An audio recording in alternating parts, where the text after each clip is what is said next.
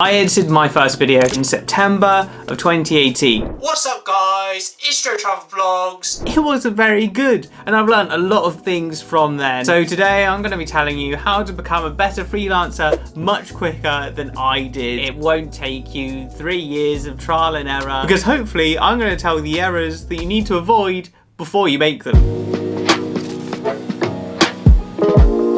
Why is it so hot today? In the UK, we go from having like 10 degrees weather with rain. We have that for about, 90% of the year. And then 10% of the year, we just have this fluid 30-degree heat wave and no one can cope. We don't have air conditioning, we don't have nothing. But I'm soldiering on in the heat, filming the video for you about the massive mistakes I made when I started freelancing. Agree with your client how many rounds of feedback you're going to do. This can be an endless hole of just rounds of feedback, and just keep on going back to the client and they're like, oh, can you change this? Can you change this? Can you change that? And it takes forever. Whereas if you agree how many rounds of feedback you're going to do prior to the project actually starting, you're all on the same page and you know that there's only going to be 2 rounds of feedback that you have to do, and you're not going to end up doing loads of work for a project that's going to take you ages, and you'll probably end up losing a lot of money because you won't have factored in those extra rounds because you didn't expect to do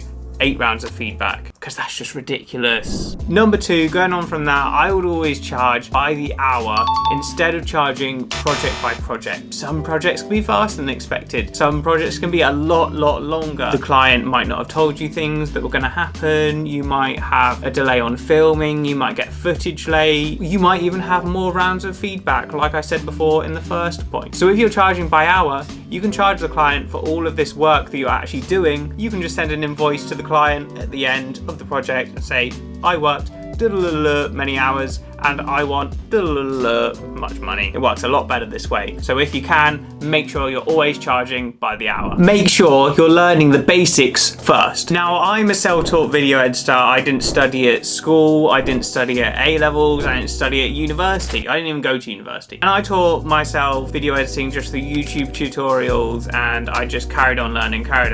Learning this way, it can be so easy to learn the snazzy effects straight away, because that's of course you want to learn that fire in someone's hand, or I want to learn, change the background. But if you're not learning the basics first, you're going to find it really hard to edit a whole video start to finish, because you're not going to know the nitty-gritty bits that you need to know to edit a video in either Final Cut, Premiere Pro, whatever video editing software you need. You need to know everything in that video editing software first, and then you can start to look at the advanced techniques. Basically, don't start running before you can even walk. We need the basics there. Connect and chat to other video editors. For the longest time, probably about 2 years, I never even talked to anyone about video editing. I never talked to anyone who knew about video editing, how to video edit. I didn't talk, about Premiere Pro. I didn't talk about this effect. I didn't talk about pacing. That was because I didn't know anyone who edited videos. If you have these people, it might be online, it might be on Instagram, it might be on Twitter, maybe it could be, on Discord. I don't really know how to use Discord, but if you can chat about video editing, you can learn more from other people, because there might be something that you just haven't got to yet, you haven't learned, you might have never come across, and this person, they've learned it, and then they can tell you about it, and you can tell them about other video editing techniques, and we can all just learn quicker. Get chatting to video editors. It's only going to be beneficial to you, and you might make a few mates on the way.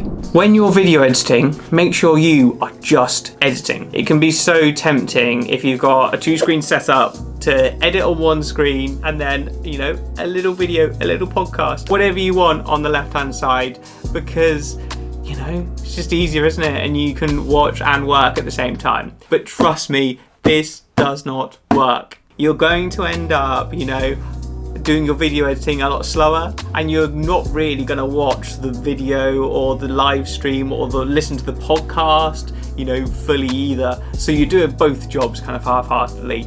Edit the video first, then we'll listen to the podcast, watch the video, watch the Twitch live stream.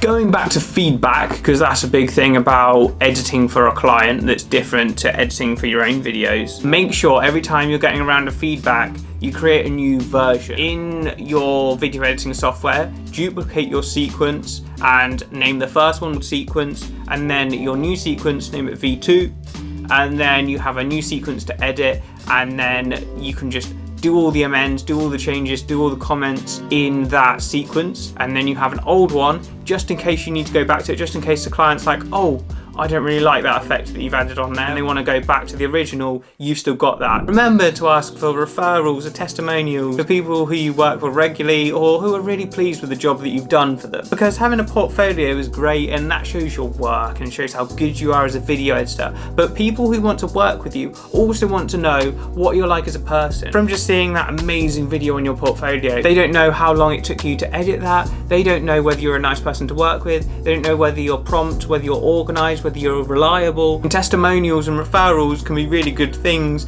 to say that other clients enjoyed working with you, and then that'll make other clients more likely to work with you because they know you're a good person, they know you're a good organised video editor, as well as that you can make astoundingly good videos. Now listen to this one. This one may be the most important tip in this list. Clients often don't want to pay straight away, so maybe their payment terms are 30 days, 14 days, maybe they're 60 days. You never know. But to keep this organized, make sure you have a spreadsheet. I just use Google, what's it called? Google Spreadsheets?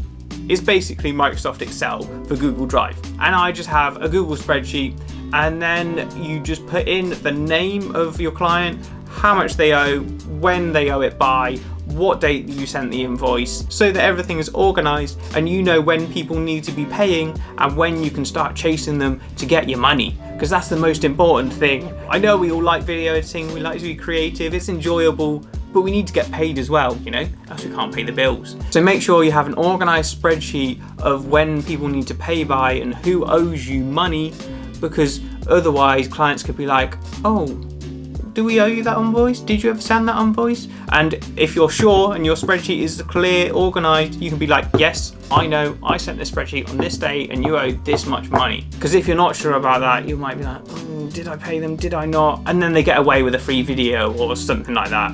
Or they get away with only paying half their money because they think, you know, it just creates confusion that we don't need. So have an organised spreadsheet that says when your invoices need to be paid. And that is it for this video. If you liked it, remember to hit subscribe, hit the like button, and I'll see you next Tuesday for another video, because we're now posting every single week.